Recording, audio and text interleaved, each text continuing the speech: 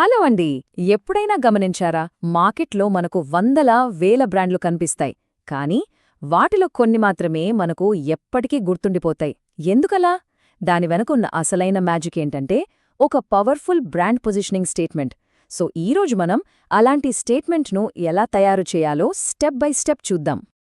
అవును, ఒక వ్యాపారం నడుపుతున్నప్పుడు ఇది రోజూ మన ముందుండే పెద్ద ప్రశ్న. ఓ సముద్రంలాంటి మార్కెట్లో మన బ్రాండ్ని ప్రత్యేకంగా ఎలా చూపించాలి? ఆలోచించండి. ఓ సూపర్ మార్కెట్ షెల్ఫ్లో ఒకేలాంటి 100 ప్రోడక్ట్స్ ఉన్నాయి. అందులో కస్టమర్ మన ప్రోడక్ట్నే ఎందుకు తీసుకోవాలి? ఆ ప్రశ్నకు సమాధానం దొరికితేనే మన బ్రాండ్కి విజయం. సో దాన్ని వెతకడమే మన ఫస్ట్ స్టెప్ అన్నమాట. అలాంటి ప్రశ్నకు దొరికే పర్ఫెక్ట్ ఆన్సరే ఈ బ్రాండ్ పొజిషనింగ్ స్టేట్మెంట్. ఇది ఏదో క్యాచీగా ఉండే మార్కెటింగ్ స్లోగన్ కాదు, అస్సలు కాదు. ఇది మన బ్రాండ్కి ఒక కంపాస్ లాంటిది. మనం ఏ దారిలో వెళ్ళాలి, ఎలాంటి నిర్ణయాలు తీసుకోవాలి అని దారి చూపే ఒక ధృవ నక్షత్రం అని చెప్పొచ్చు. సరే, మరి ఈ స్టేట్మెంట్ని రాయటం మొదలుపెట్టే ముందు దానికి కావలసిన కొన్ని ముడి పదార్థాలు మన దగ్గర ఉండాలి. సింపుల్ కదా? మంచి ఇల్లు కట్టాలంటే మంచి ఇటుకలు, సిమెంట్ ఎలాగో ఇది అంతే. అన్నింటికన్నా ఫస్ట్ అండ్ మోస్ట్ ఇంపార్టెంట్ ముడి పదార్థం ఏంటంటే మన టార్గెట్ ఆడియన్స్. అంటే మన బ్రాండ్ ఎవరికోసం? ఇది చాలా ముఖ్యం. ఎందుకంటే అందరికోసం మన ప్రొడక్ట్ అంటే అది ఎవరికోసమో కాదని అర్థం. సో మనం కరెక్ట్గా ఎవరితో మాట్లాడుతున్నాం, వాళ్లకు ఏం కావాలి అనేది మనకు క్రిస్టల్ క్లియర్గా తెలుసుండాలి. ఓకే, ఇదంతా థియరీలా కాకుండా ప్రాక్టికల్గా అర్థం చేసుకుందాం.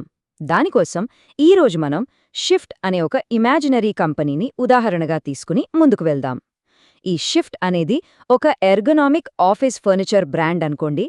ఇప్పుడు చూడండి, షిఫ్ట్ వాళ్ల టార్గెట్ ఆడియన్స్ ఎంత స్పెసిఫిక్గా ఉందో. వాళ్ళు సింపుల్గా ఆఫీస్లో పనిచేసేవాళ్లు అని చెప్పలేదు. టెక్ సావీ రిమోట్ వర్కర్స్, అది 30-50 ఏళ్ల మధ్య వయస్సు వాళ్లు. వాళ్లకు ఆరోగ్యం, ప్రొడక్టివిటీ ముఖ్యం. ఇంకా ప్రస్తుతం మార్కెట్లో ఉన్న ఫర్నిచర్తో విసుగెత్తిపోయారు. దీన్నే క్లారిటీ అంటారు. చాలా పర్ఫెక్ట్గా డిఫైన్ చేశారు. సరే, మన ఆడియన్స్ ఎవరో తెలిసింది. ఇక రెండో ముడి పదార్థం మన మార్కెట్. అంటే మన బ్రాండ్ ఆడుకునే ప్లేగ్రౌండ్ ఎలా ఉంది? మన కాంపిటీటర్స్ ఎవరు? మనం ఏ కేటగిరీలో ఉన్నాం? ఇవన్నీ తెలిస్తేనే కదా మనం ఎలా డిఫరెంట్గా ఉండాలో నిర్ణయించుకోగలం. రైట్. మన దగ్గర ఇప్పుడు రా మెటీరియల్స్ రెడీగా ఉన్నాయి. ఇంకసలు పని అంటే కన్స్ట్రక్షన్ స్టార్ట్ చేద్దాం. దీనికోసం ఒక సింపుల్ కానీ చాలా పవర్ఫుల్ ఫార్ములా ఉంది. దాన్ని ఫాలో అయితే చాలు. చూడండి, ఇదే ఆ ఫార్ములా. చూడ్డానికి చాలా సింపుల్గా అనిపిస్తుంది కదూ, కానీ మన బ్రాండ్ ఐడెంటిటీ మొత్తానికి ఇదే బ్లూ ప్రింట్. ఇందులో ప్రతి ఒక్క బ్లాంక్ చాలా చాలా పవర్ఫుల్. పదండి, ఈ ఫార్ములాను ఉపయోగించి మన స్టేట్మెంట్ను ఎలా కట్టాలో చూద్దాం. ఈ ఫార్ములాలోని ప్రతి పార్ట్ను ఒకసారి విడదీసి చూద్దాం. టార్గెట్ మార్కెట్ అంటే సింపుల్గా ఎవరికోసం. ఫ్రేమ్ ఆఫ్ రెఫరెన్స్ అంటే ఇది ఏ కేటగిరీకి చెందింది. పాయింట్ ఆఫ్ డిఫరెన్స్ అంటే ఇది ఎలా స్పెషల్. ఇక ఫైనల్గా రీజన్ టు బిలీవ్ అంటే చెప్పేది ఎందుకు నమ్మాలి. చూసారా ఎంత లాజికల్గా ఉందో? మళ్ళీ మన షిఫ్ట్ ఎగ్జాంపుల్ కొద్దాం. వాళ్ల పాయింట్ ఆఫ్ డిఫరెన్స్ ఏంటి? వాళ్ల మ్యాజిక్ ఏంటంటే వాళ్ళు కేవలం కుర్చీలు, టేబుల్స్ అమ్మట్లేదు. వాళ్ళు స్మార్ట్ టెక్నాలజీతో పర్సనలైజ్డ్ కంఫర్ట్, అంటే ప్రతి ఒక్కరి శరీరానికి తగ్గట్టుగా మారే సౌకర్యాన్ని ఇస్తున్నారు. ఒకే సైజు అందరికీ సరిపోదు కదా. ఇదే వాళ్లను మిగతా వాళ్లందరికన్నా వేరుగా నిలబెడుతుంది. సరే, ఇప్పటివరకు మనకు తెలిసిన విషయాలతో ఆ ఫార్ములాను నింపుదాం. టెక్ సావీ రిమోట్ వర్కర్స్ కోసం షిఫ్ట్ అనేది పర్సనలైజ్డ్ కంఫర్ట్ను ఇచ్చే ఎర్గనామిక్ ఆఫీస్ ఫర్నిచర్. బాగుంది, కానీ ఇంకా ఏదో మిస్ అయినట్టనిపిస్తోంది కదా. ఏదో అసంపూర్తిగా ఉంది. ఆ మిస్సింగ్ పీస్ ఏంటంటే ఫార్ములాలోని చివరి, ఇంకా చెప్పాలంటే అత్యంత ముఖ్యమైన భాగం.